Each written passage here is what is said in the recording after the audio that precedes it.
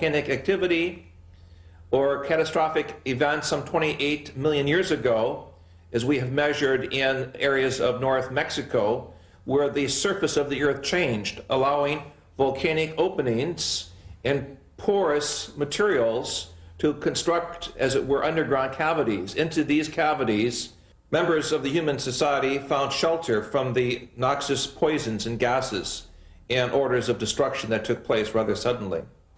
If we look at our planetary system, there is an obvious grid of underground cavities, from the areas of the Gobi areas of Central Asia to the areas of Malta in the Mediterranean to areas even of the mountains of Untersberg in Central Europe, Mont Blanc, Jungfrau, to areas we have specifically worked with seismology in central North Mexico, and also areas of the Andes. Peru, Ecuador, and Bolivia in particular have underground structures that run for hundreds of kilometers. In Southeast Asia, we know that these structures also exist in the areas of Sumatra, Borneo, and Indonesia. Clearly, throughout the world, there are major areas which seem to be contact points with parallel evolution. Dietrich Eckart shaped Hitler's thinking more than we can imagine today. He also directed him towards a mediumistic education and showed him how to make contact with the spiritual world, in particular with the Germanic gods and the ancient Ypερβορεία people from Agartha. Thus, the leader became a guided one who communicated with the spiritual world and the masters of Agartha. Only when he had developed these mediumistic attributes to the full did Dietrich Eckart propagate the idea of a leader, Führer, in the Tula society and in the popular esoteric circles.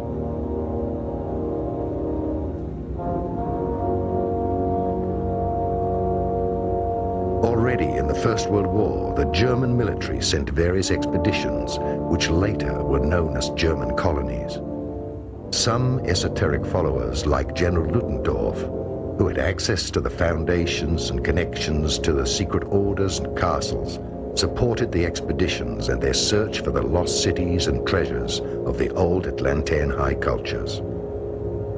In the early 20s, in a privately financed expedition, Edmund Kiss explored various regions of South America and discovered a wide-ranging system of caves with an opening to the inner earth. The different esoteric societies with their secret orders, country estates, and later also their castles were the meeting points of the esoteric elite, which saw itself as guided to resurrect the old knowledge of Atlantis and of the Indo-Germanic prophecies.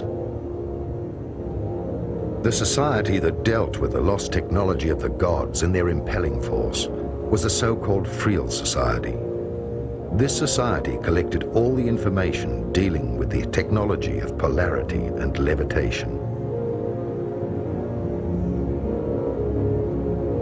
When the National Socialists came to power and the old leagues and alliances had accomplished their duty, the esoteric followers of the time began to carry out their expeditions at the state's cost. Various secret working circles financed by the Third Reich were established.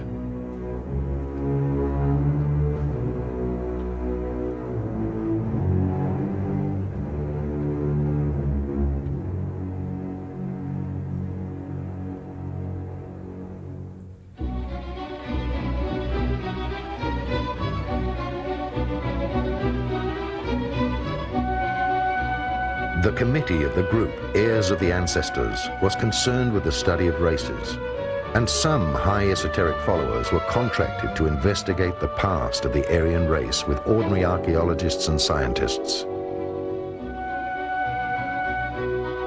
Many Third Reich expeditions were initiated through the orders and foundations. Edmund Kiss went for the second time to South America with an elite group of scientists and the latest technology in order to find and enter into the inner earth and Agartha. Allegedly, they found a spaceship from Atlantis in one of the bigger caves. The secret society Akakor was founded, whose role it was to further explore the technology, even in the event of a war. In the 80s, was ARD television correspondent Carl Brugger killed because he had published a book which alleged an active role of this same society up to the present day? I had the privilege of knowing Carl Brugger, the author of Die Koning van Alcacore, many years ago in Brazil, where we worked together with the white Indian peoples of the upper Amazon, who spoke a dialogue very much like an ancient Germanic language and who had contact with the Star people. Tragically, Carl Brugger was killed by someone in the Brazilian establishment who felt he had too much information on the Indian civilizations and perhaps knew too much about the genocide against the Indian peoples taking place. I dedicated my book, The Sphinx on Mars, to Carl Brugger, and in this book I show for the first time the historic pictures that NASA has of the pyramid structures on Mars, as well as pictures of the pyramids in Brazil and South American places, suggesting that there was a historic connection between the planetary grid of energy places marked by pyramids and temples and those of other planetary bodies. Carl Brugger was one of the great historians, journalists, and humanists of the 20th century.